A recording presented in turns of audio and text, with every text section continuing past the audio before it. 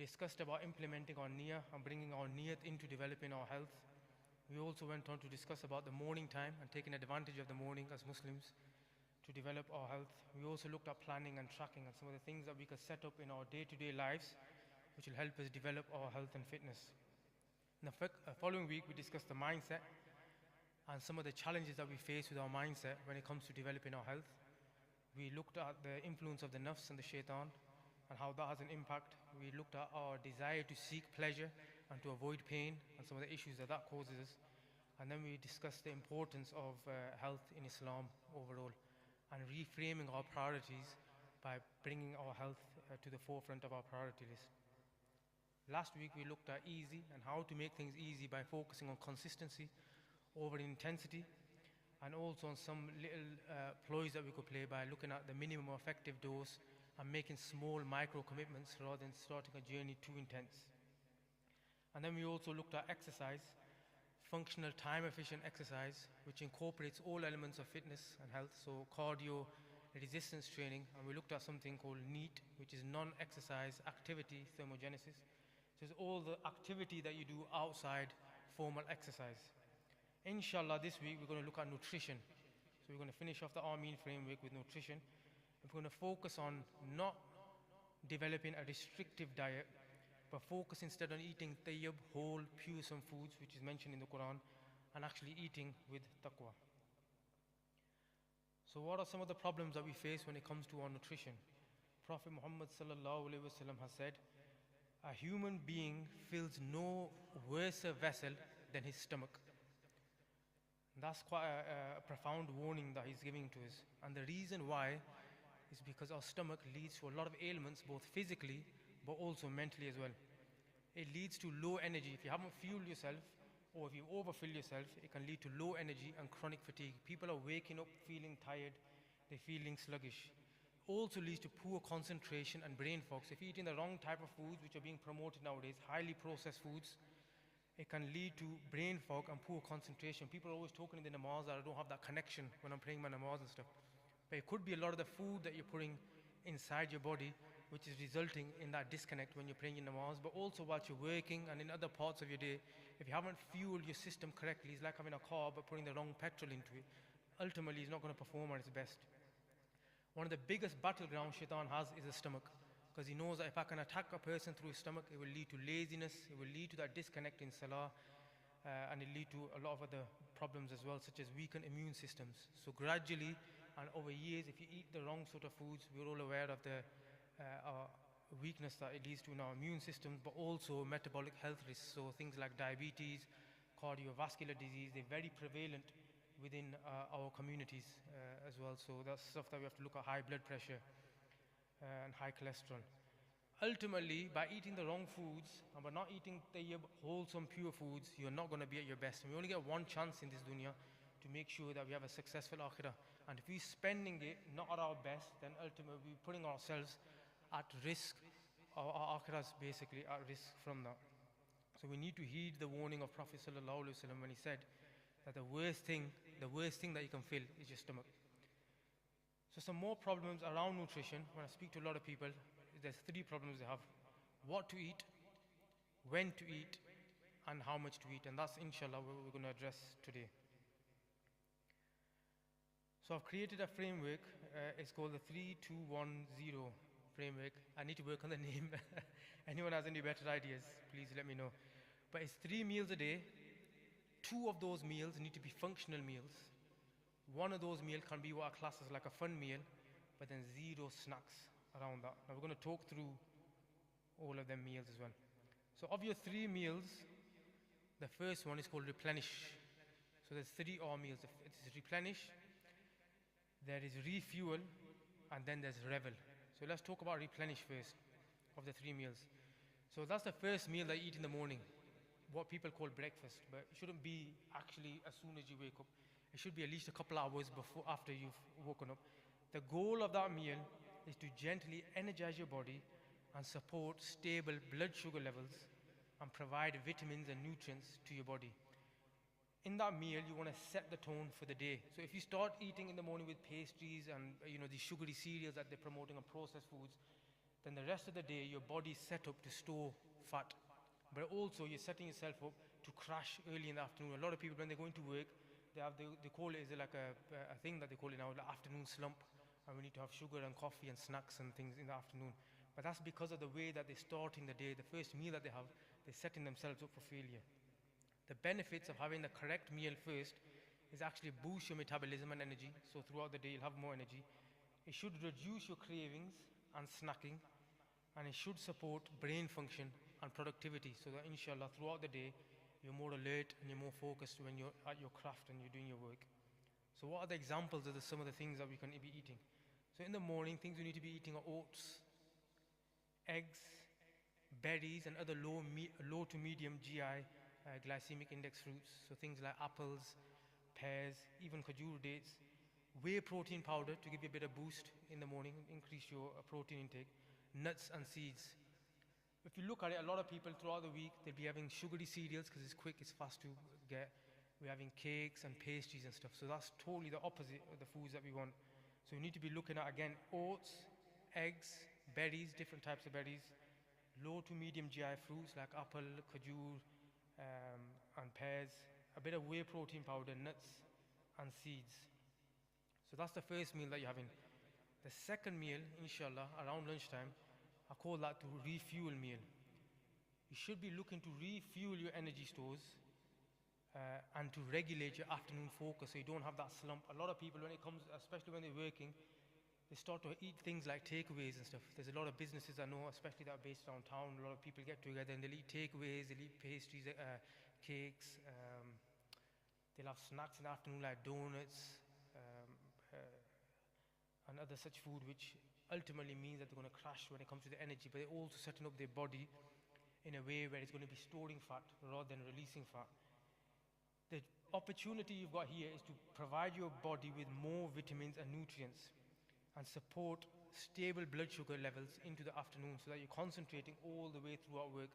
A lot of people, a lot of business owners I've noticed as well, they'll say that their staff, they'll be working up until 2, 3 o'clock, and then after that, they lose concentration. For the last 2, 3 hours, people are winging and just trying to get through the end of the day. But it's because of the meals and the way that they're eating their foods. Eating a refuel meal prevents the afternoon energy slump, as we mentioned. It's a chance to double down on nutrients and vitamins, which is going to increase the longevity of your life and your health span, and it'll support your brain function and productivity. If you manage to eat these 2 meals healthier, it'll also give you room to revel and have a more of a fun meal in the evening, which we'll go on to discuss. Some of the things that you should be eating: lean protein, vegetables, moderate fiber-rich carbohydrates like sweet potato, whole wheat wraps, chicken, fish. These sort of meals are not processed, foods that are not cooked in fat or fried, things that are just very lean and grilled foods. Now, inshallah, if you've eaten these 2 meals, then in the evening, that meal I call the revel meal. So that's to satiate your appetite. So 2 of the meals, the first 2 meals, you've done functional meals. You've done them to promote health within your body, to increase the nutrient and vitamins that you have, and increase the longevity that you're going to have within your life and stuff. The third meal then, if you manage to eat them 2 meals, and some of the caveats that will go around it as well, you should eat to satisfy your appetite. That's cultural foods, not processed foods. So don't be eating ready-made meals and all these processed foods like pizzas and takeaways and stuff. But some of our cultural foods, there are a lot of benefits in them as well. There's a lot of turmeric that we cook with, and a lot of the spices and herbs which we use, which do promote good health as well. But because they tend to be calorie-dense foods, portion control during this meal is a must. We must consider the amount that we're filling up our plates with. The benefits of this is that it rewards eating clean throughout the day, and it gives you something to look forward to. So throughout the day, if you're eating clean, you know in the evening that you have that nice meal that you're going to have, which you enjoy. So you have something there to look forward to. It's almost like during the day you're having a roza, because you know in the evening you're going to have iftar and eat something that you enjoy. It'll promote long-term dietary adherence by eliminating cravings, because if you know in the evening that you're going to have a small portion of food that you enjoy, then it should eliminate them cravings, because you know every day I'm going to have that small amount. Some of the examples are biryani, homemade curries with air-fried veggies, homemade burgers, chicken stir-fry noodles, and then maybe a small chocolate bar. So if you've got a sweet tooth, have a small piece as planned as part of the third meal. Now for this to work, obviously there's some rules around that which we must adhere to. We need to remember that meal 3 is not a licensed buffet, it's not a free-for-all. The portion control is a must during that 3 meal. We must be aware of the amount of food that we're eating. Meal 3 has to be earned. So we can't eat what we want in meal 1 and meal 2 and then think, yeah, I'm going to get away with eating what I want in meal 3. We have to eat, as we mentioned, them 2 functional meals first to eat that meal 3, and we have to have an active lifestyle. So for those who came last week, we need to be making sure that we're doing our cardio. We need to be making sure that we're doing resistance training 3 to 4 times a week. We need to be making sure that our need levels are high, so we're moving actively throughout the day and finding times to increase our step count throughout the day. Providing we do this, resistance training, cardio, activity throughout the day, and we eat a clean meal in 1 and 2 functional meals, then inshallah, that meal 3 you can have, you can eat to satiate. Another rule is we need to use the 4R method to track the performance. So in the first week, we discussed one of the important things to track your performance. You need to track what you're eating. Allah subhanahu wa ta'ala has mentioned that He keeps a record of everything that's going on. And we all going to, this record is to hold His account. So when we go on the Day of Judgment, He's going to open that record for us and we're going to be held account. So why, if we use that same principle for our own health, why don't we keep a record and track of what we're eating and stuff? So we need to be using that same method. We need to be tracking the foods that we're eating and stuff.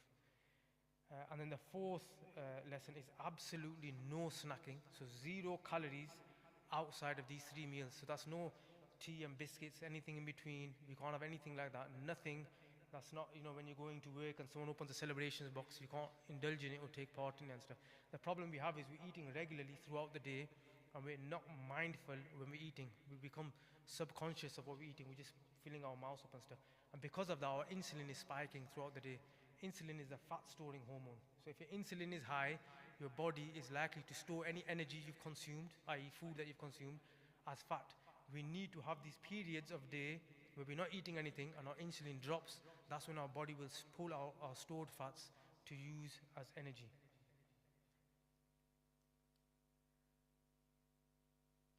So outside these 4 meals, absolutely no, outside these 3 meals rather, absolutely no snacking at all.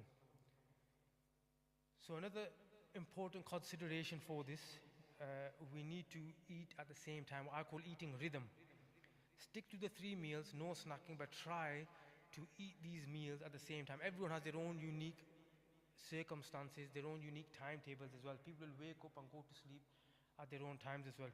So you need to fit these 3 meals in within your own time frame, but try to make it consistent within the 7 days. So I tend to eat my first meal at around 10, 10:30. I'll wake up about 4 or 5 o'clock, so it'll still be a lot of time before I wake up. So first meal will be at 10:30, second one will be about 2:30, third one will be about 5:30. After 5:30, finish, go to bed at 9, 10 o'clock, and then we start again. So you're at least giving 3-4 hours before you're waking up and 3-4 hours after you're waking up. But try to do that 7 days in the week, and your body thrives off rhythms.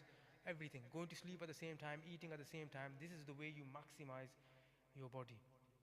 Eat real foods, as I mentioned as well. Focus on whole, minimally processed foods, lean protein, fibrous vegetables, fruits, healthy fats, and complex carbs. Things that our great-grandparents would eat and they'd recognize. Make sure that the portion sizes are correct. So the first couple of meals, them functional meals that you're talking about, the portion sizes can be a bit larger in them because they're not very calorie-dense foods. Oats, fruits, vegetables, these are foods that we need, but they're not very calorie-dense. You could fill up on them and you'll be okay. But that third meal rather, the one that you have in the evening, you need to be portion control, especially if you're eating all desi food and stuff in that. We tend to have a lot of oils. There's a lot of white wheat and thing in there as well. So we just need to make sure that we're wary of the portion sizes and the impact that that's having on us. And then repetition. We just need to consistently do this year after year after year. And inshallah, your body will create that rhythm where it'll start thriving. So just as a summary, the first meal should be functional. Focus on good protein, fats, fruits, and slow releasing carbs like oats. So oats and eggs would be perfect to eat in the morning. People think if you eat that 7 days, you're going to get bored. But in your oats, you can mix it up with different fruits to have a different taste profile. So one day you could have your oats, you could put khajur in it. The next day you could put apples in it. The next day you could put some berries in it.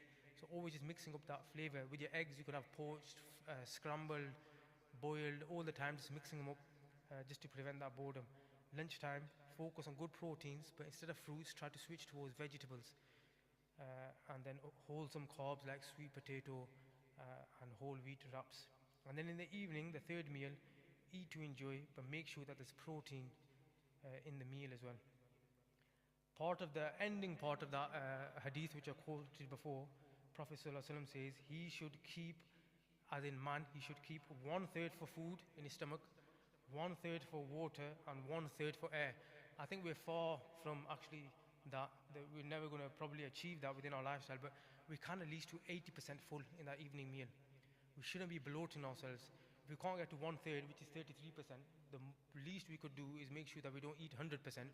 We can eat to 80% and leave a little bit of a gap within your stomach. You don't need to stuff yourself, because that can lead to laziness, and that leads to a lot of other ailments if you do that regularly, overfilling your stomach, as Prophet ﷺ has warned. We need to make sure, especially in that third meal, that we're not bloating ourselves. So I'm going to move on to talk about time-restricted eating, which a lot of people interchangeably use with the term intermittent fasting.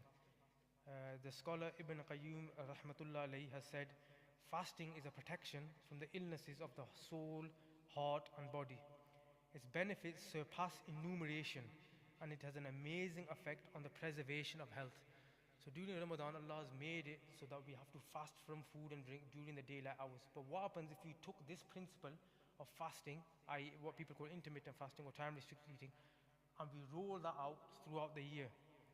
See, our body doesn't count calories. Everyone will tell you, oh, count calories and reduce your calories and count your calories.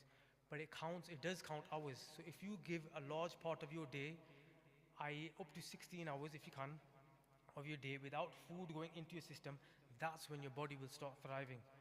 Restriction exhausts you. People, when it comes to dieting, they start restricting the food. They say, oh, I'm not going to eat any mita anymore, or I'm not going to eat any bread anymore, I'm not going to eat any carbs anymore. And they do it for a week or two, and then it gets exhausting, and then end up falling off and stuff. Rather than restricting what you eat, why don't you make a time within the day where no food goes into your body? And this is stuff that we've been doing for centuries. It's only a modern phenomenon over the last 50 years where we've been encouraged to eat 5-6 times a day. When people say, oh, eat small but eat often and stuff. Previously, insan has always ate, and they've had large parts of the day where they haven't ate. We were hunter-gatherers as a thing, so we'd find food, we'd forage for food, we'd find it, we'd eat, and then you would eat for a long time. But now, because of the fridge and modern lifestyle, we're always constantly eating, and we're actually eating just to emotionally, because we're bored sometimes or because we're stressed. We're finding comfort within food. We need to find comfort in the remembrance of Allah rather than within our plate and stuff as well. So what are some of the benefits of time-restricted eating or intermittent fasting? If you do it for long enough, i.e. more than 16 hours, your body enters a mild form of ketosis, which will mean that you have a faster metabolism. So when people say, oh, my metabolism has slowed down, I'm getting older, my metabolism has slowed down. Your metabolism hasn't slowed down. It's actually your activity slowed down. So you're moving less than when you were younger. When you were younger, you'd walk everywhere, school, with your friends and everything. So you're walking and your activity is much less, but at the same time, your food consumption is a lot higher. So you're eating more calorie-dense foods and you're not aware of what you're eating. And then you're blaming on your metabolism as well. But in actual fact, if you did time-restricted eating, it would speed up your metabolism. It significantly reduces the risk of metabolic diseases like diabetes, insulin resistance, cardiovascular diseases, high blood pressure, high cholesterol. It improves your gut health as well. When you're eating in specific rhythms, it improves your sleep, which will give you more energy throughout the day as well. It improves your cognitive function, so you're more aware, you're more alert, you're more sharper throughout the day. It improves your insulin sensitivity. It supports fat loss through the release of growth hormone. Growth hormone is what helps you age more slowly. So when people are talking about, oh, I'm feeling old and stuff, and I'm aging quickly, it's because your body is not getting a chance to release that growth hormone because you're always constantly eating. But if you restrict the amount you're eating, so as well as doing resistance training, your body will constantly release growth hormone, which will help you lose fat, but also help keep you younger for longer. It will help you age more gracefully. As I mentioned, it improves your energy as well. And then if you do it for long enough, so over 16, 17 hours, it improves your body's ability to repair itself, which is called cellular repair, autophagy. That's when your body, because it's not consuming food or digesting food, it uses that energy, the mitochondria within your cells use that energy to repair the parts of your body. So when you've got things like toxins in your blood, you've got free radicals in your blood, you've got inflammation from eating or joints inflammation, your body will use this time that it's got free from digesting food to start repairing your body and stuff as well. And then obviously it improves your heart health as well. So it lower your blood pressure and it reduces your cholesterol as well, your bad LDL cholesterol. So that's a vast array of benefits. And like I say, in Islam, it's something that we've been doing for every year we do fasting, which is forced upon us in a sense, during the month of Ramadan. What happens if we did it all year round? I think the challenge that I set for everybody here today is that after Ramadan, let's set up a process where we continue this element of fasting, but we do intermittent fasting. So find within your timetable, if you've never done it before, start with 12 hours. And then every month, as we mentioned before last week, where we talked about the micro commitments, every month just add in half an hour and stuff. So inshallah, by the end of the year, you'll be doing it up to like 16, 17 hours, where you're not eating any food going into your body, but you're just drinking liquids, so coffee or tea without any sugar, and just water. As an example, you could eat between 10 and 7 o'clock. So your first meal 10 o'clock, second meal at 2:30, third meal at 7 o'clock. If you did that, that'd be 15 hours in the day where no food is going into your system. And if you did that repeatedly, your body will start repairing itself. You'll feel more energetic. You'll start losing fat. Other health markers will improve as well. Because a lot of people, when it comes to the health, all they think of it is fat loss. We've been conditioned in this world to think about our health as fat loss. The more leaner you are, the more leaner you look. If you've got a six-pack, then you're healthy and stuff. But inside, it doesn't matter what's going on. People don't think about what's going on. But this isn't an Islamic concept. Islam concept for us should be that we utilize our health as a gift, see that gift that Allah subhanahu wa ta'ala has given us, and use this vessel as something to demonstrate our obedience to Allah. That you've given us this gift, and we're going to nurture it and develop it so that we are showing our gratitude to this gift that you have granted us. So let's just eat between a certain amount of time during the day. Let's stick to the 3 meals with no snacks in between. Make sure 2 of the meals are functional. So they're going for you, they're providing your body with the nutrients and the vitamins that your body needs to thrive.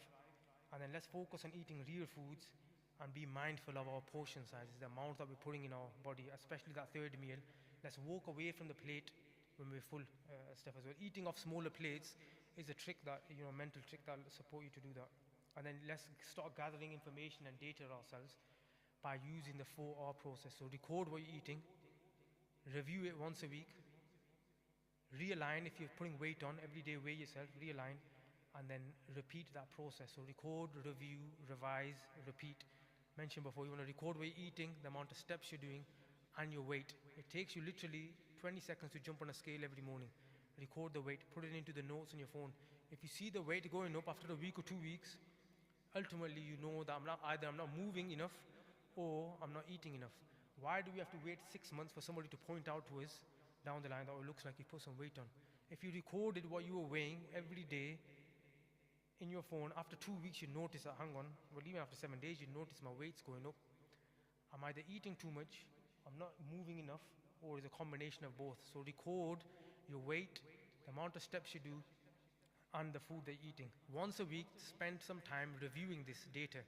If your weight's coming down, carry on, you're doing fine. But if your weight's creeping up, then look at the foods that you're eating. It takes you 2 minutes at the end of the day to write down what you eat.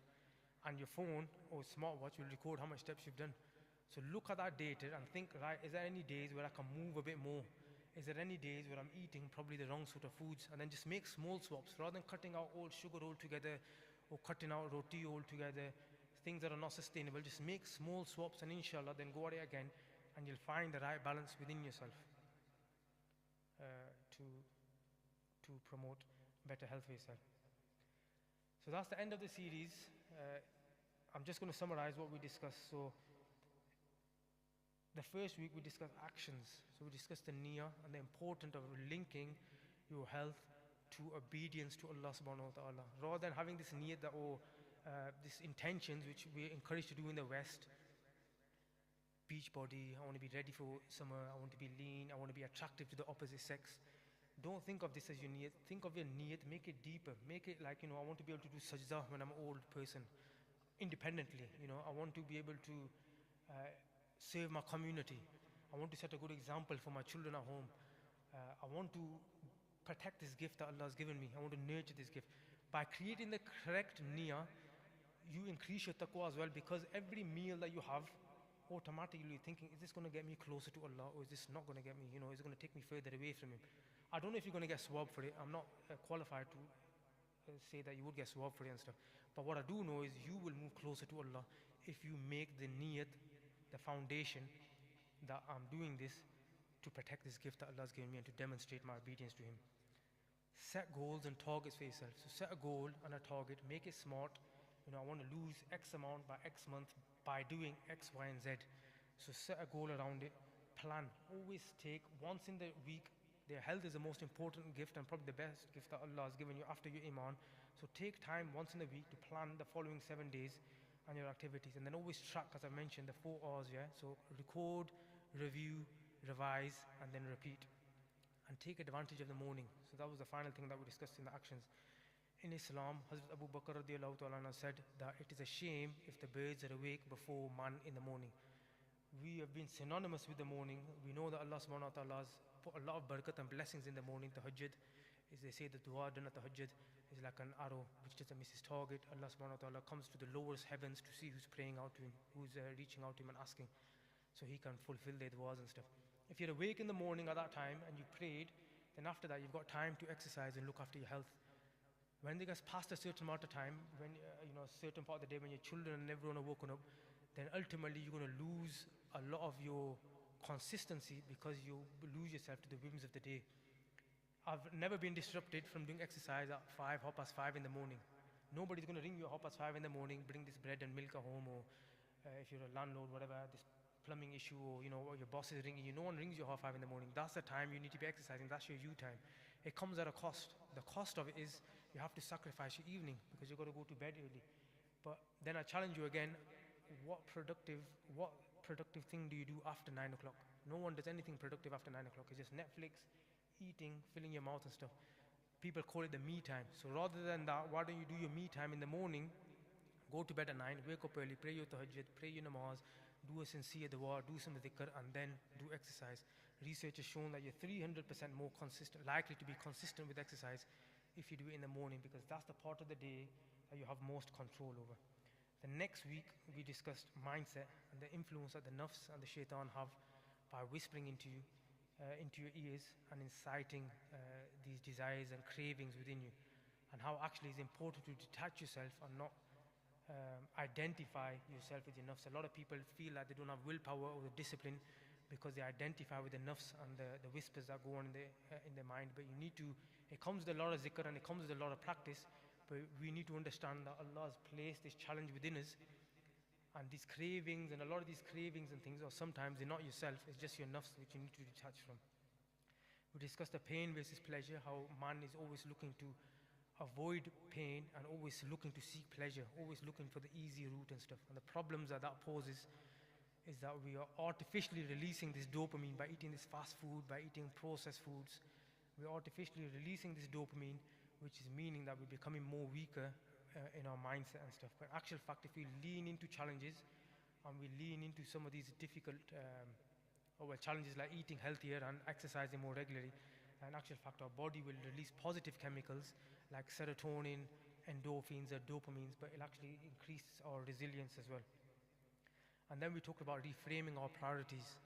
So actually, when it comes to our health, because of our family and our work, we've relegated our health to the bottom of our priority list. But we need to move it up to the top of our priority list, because after our iman, the second best gift that Allah has given us is our health.